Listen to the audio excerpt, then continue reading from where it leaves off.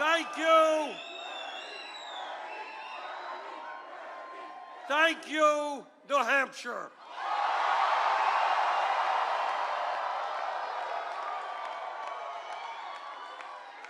Shortly after the polls closed, Secretary Clinton called and was very gracious in her congratulations. I thank her for her call, and I congratulate her and her supporters for the vigorous campaign they ran in New Hampshire.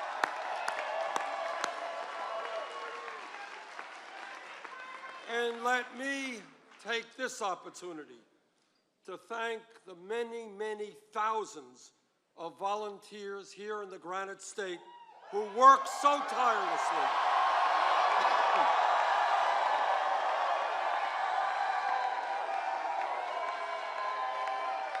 Our volunteers worked night and day, made phone calls, and knocked on a heck of a lot of doors. And we won because of your energy. Thank you all so much. And I want to thank Julia Barnes and our great campaign staff.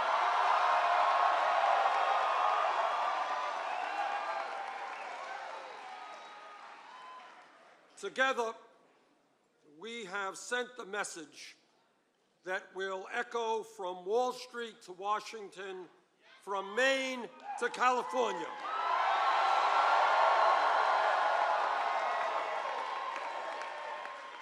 And that is that the government of our great country belongs to all of the people and not just a handful of wealthy campaign contributors and their super PACs.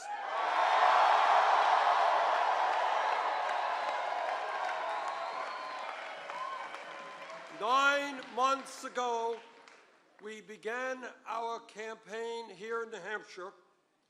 We had no campaign organization, we had no money, and we were taking on the most powerful political organization in the United States of America.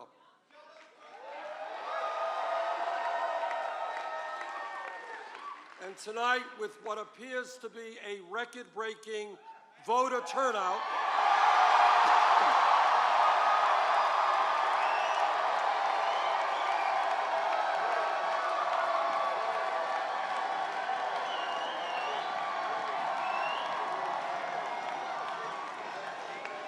because of a huge voter turnout, and I say huge, we won because we harnessed the energy and the excitement that the Democratic Party will need to succeed in November.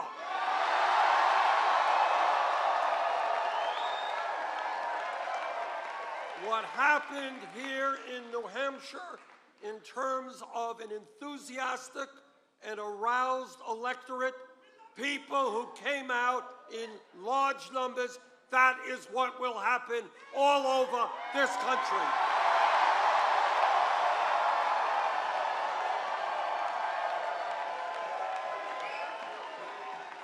And let us never forget, Democrats and progressives win when voter turnout is high.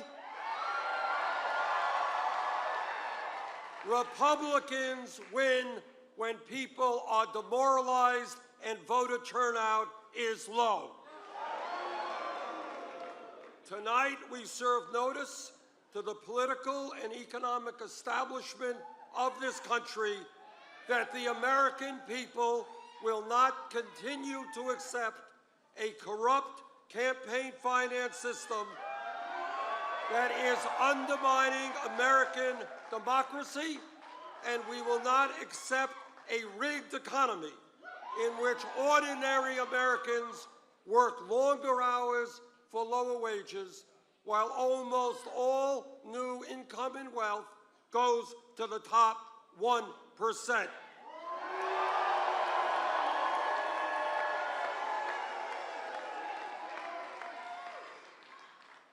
I want to take this opportunity again to congratulate Secretary Clinton and her organization and supporters for waging a vigorous campaign. I hope that in the days ahead we can continue to wage a strong, issue-oriented campaign and bring new people into the political process.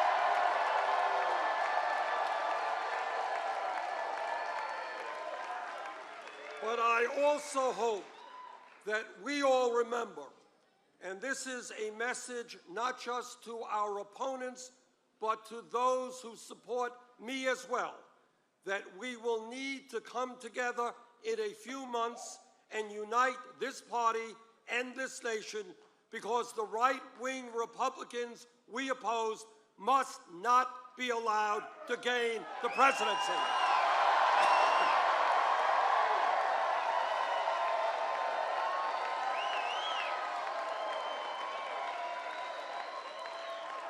As we all remember, the last time Republicans occupied the White House, their trickle-down economic policies drove us into the worst economic downturn since the Depression of the 1930s. No, we will not allow huge tax breaks for billionaires. We will not allow huge cuts to Social Security, veterans' needs, Medicare, Medicaid, and education.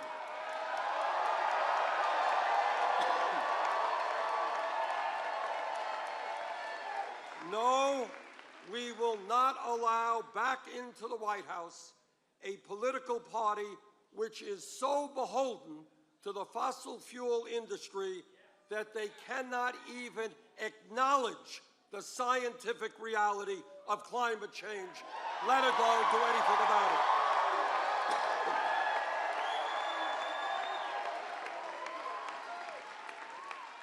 The people of New Hampshire have sent a profound message to the political establishment, to the economic establishment, and, by the way, to the media establishment.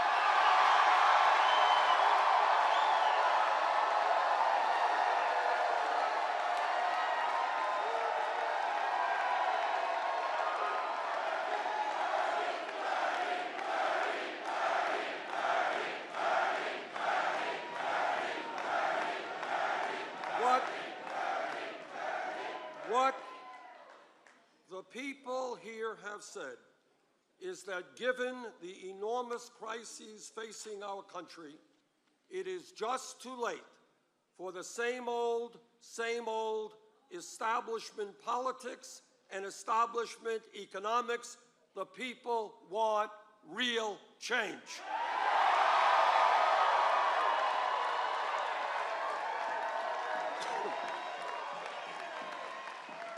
What the American people are saying, and by the way, I hear this not just from progressives, but from conservatives and from moderates, is that we can no longer continue to have a campaign finance system in which Wall Street and the billionaire class are able to buy elections.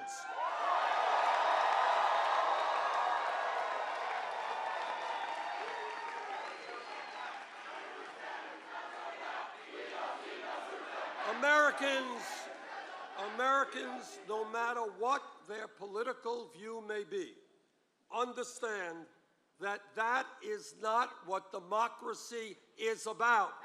That is what oligarchy is about.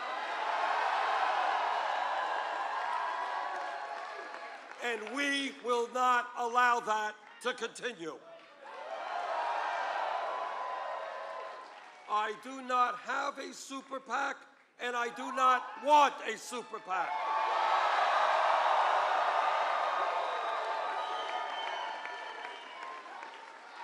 I am overwhelmed, and I am deeply moved, far more than I can express in words, by the fact that our campaign's financial support comes from more than 1 million Americans who have made more than 3.7 million individual contributions.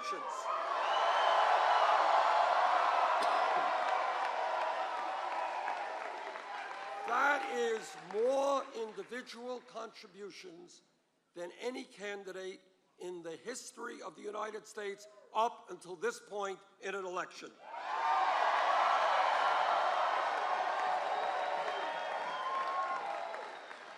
And do you know what that average contribution was? $27.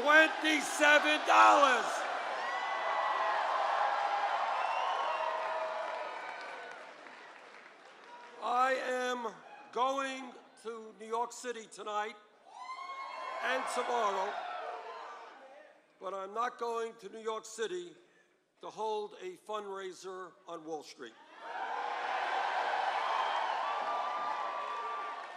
Instead, I'm going to hold a fundraiser right here, right now, across America. My request is, please go to BernieSanders.com and contribute.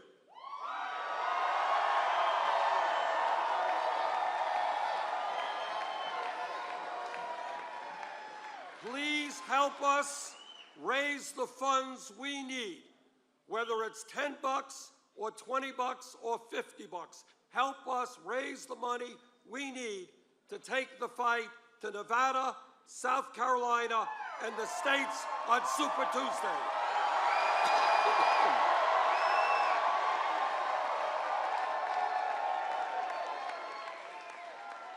So there it is. That's our fundraiser. Pretty quick. Now, what the American people understand is that our great country was based on a simple principle, and that principle is fairness. Let me be very clear.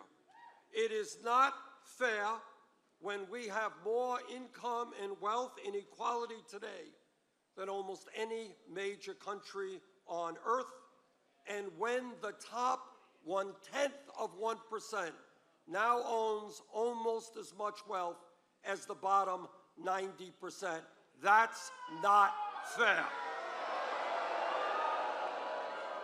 It is not fair when the 20 wealthiest people in this country now own more wealth than the bottom half of the American people. So you guys ready for a radical idea? Together, we are going to create an economy that works for all of us, not just the 1%.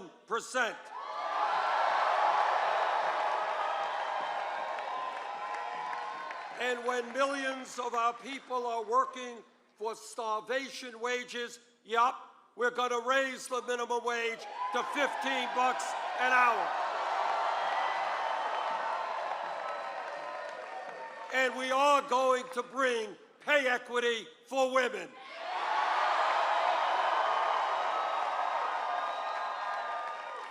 And when we need the best educated workforce in the world, yes, we are going to make public colleges and universities tuition-free.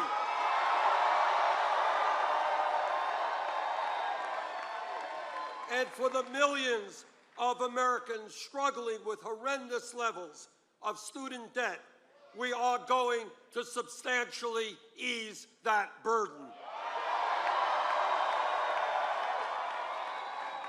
In America, people should not be financially distressed for decades for the crime of trying to get a higher education. That's absurd.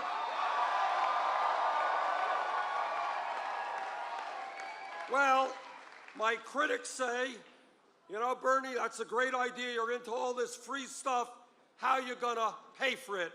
I will tell you how we're going to pay for it. We're going to impose a tax on Wall Street speculation.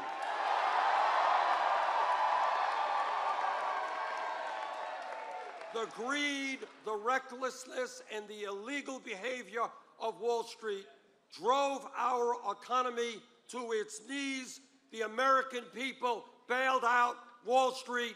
Now it's Wall Street's time to help the middle class.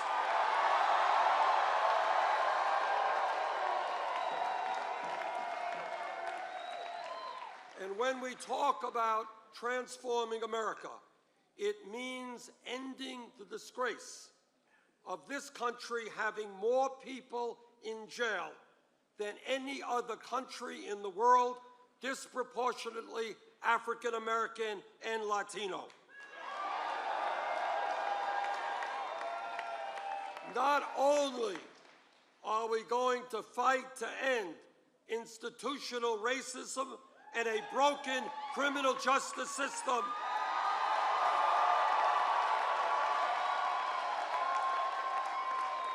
we are going to provide jobs and education for our young people, not jails and incarceration.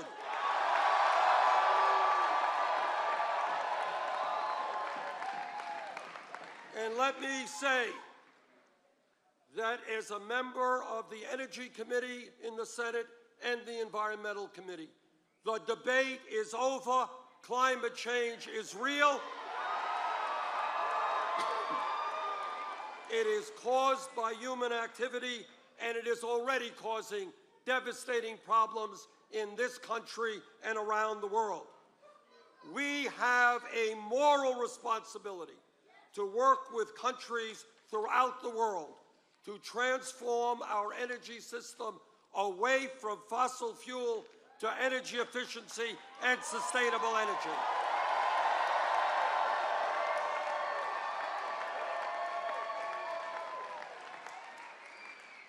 Now, I have been criticized during this campaign for many, many things. Every single day. That's okay, that's all right. They're throwing everything at me except the kitchen sink, and I have the feeling that kitchen sink is coming pretty soon as well. But what our campaign is about is thinking big, not small. It's about having the courage to reject the status quo.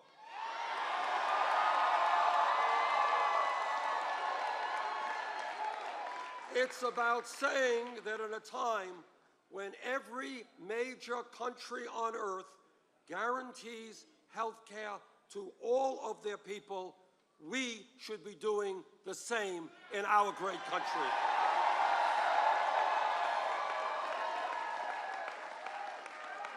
In my view, under President Obama's leadership, the Affordable Care Act has been an important step forward. No question about it. But we can and must do better.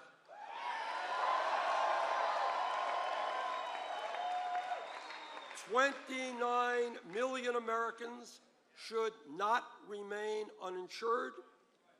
An even greater number should not be underinsured with large deductibles and co-payments. We should not be paying by far the highest prices in the world for prescription drugs at a time, listen to this, when the top 3 drug companies in this country made $45 billion in profit last year. That is an obscenity. And let me tell you something. When we make it to the White House,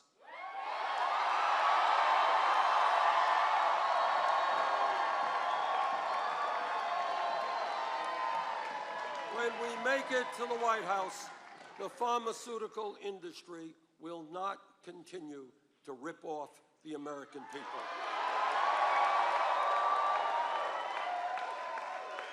And further, it makes no sense that as a nation, we continue to spend far, far more per capita than do the people of any other nation, all of whom guarantee health care to all of their people. And that is why I believe in a Medicare for all single-payer program.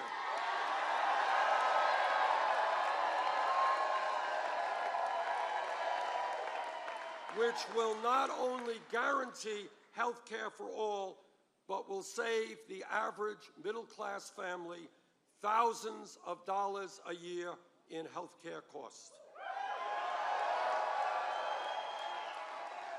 My friends, we all know that we live in a dangerous and complex world. As president, I will defend this nation, but I will do it responsibly. I voted against the war in Iraq.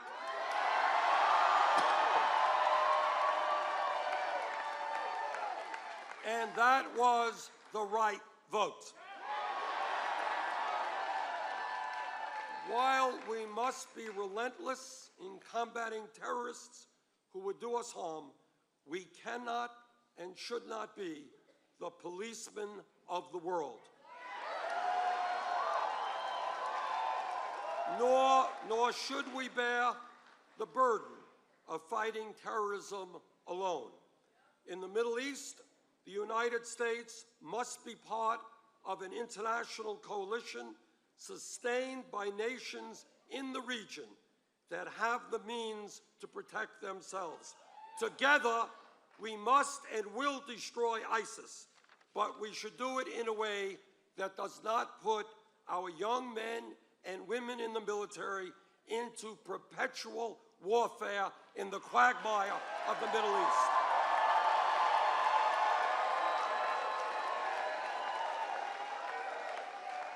My friends, we must fix our broken immigration system that divides families and create a path toward citizenship for hardworking people who are living in the shadows. We must strengthen and expand Social Security and increase the benefits that seniors and disabled vets receive so that people can live in dignity in their retirement.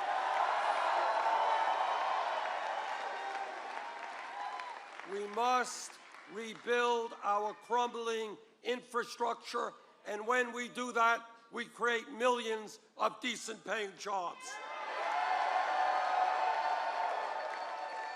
We must pursue the fight for women's rights, for gay rights, for disability rights.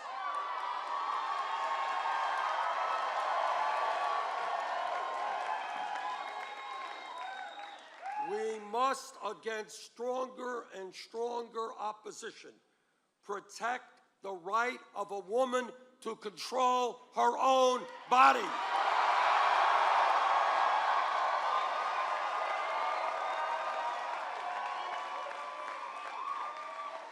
And we must protect the men and women who serve our nation in uniform and protect our veterans who put their lives on the line to defend us.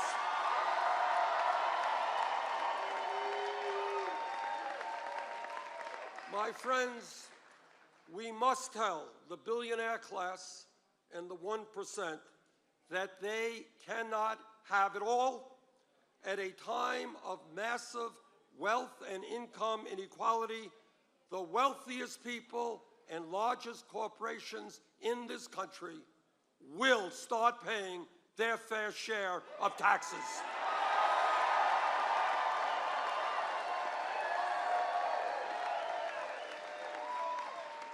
My friends, I am the son of a Polish immigrant who came to this country speaking no English and having no money. My father worked every day of his life, and he never made a whole lot. My mom and dad and brother and I grew up in a small 3.5-room rent-controlled apartment in Brooklyn, New York.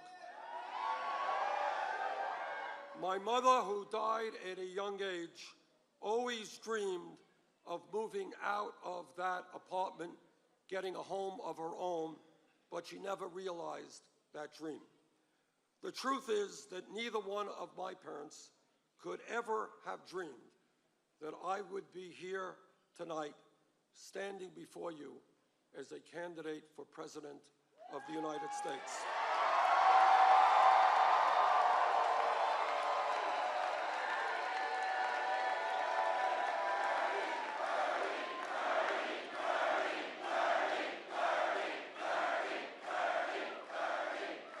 This is the promise of America, and this is the promise we must keep alive for future generations. What began last week in Iowa, what voters here in New Hampshire confirmed tonight, is nothing short of the beginning of a political revolution.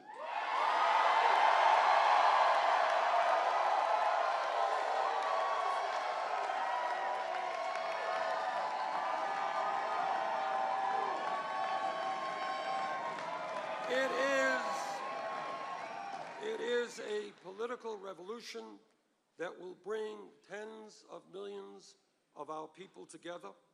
It will bring together working people who have given up on the political process. It will bring together young people who have never participated in the political process. It will bring together blacks and whites, Latinos, Asian Americans, Native Americans, straight and gay, male and female, people who were born in America and people who immigrated here. We will all come together to say loudly and clearly that the government of our great nation belongs to all of us, not just a few wealthy campaign contributors. That is what this campaign is about. That is what the political revolution is about. So New Hampshire, thank you again, and now it's on.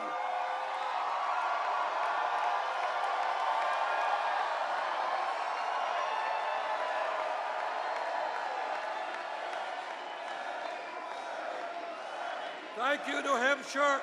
And now it's on to Nevada, South Carolina, and beyond.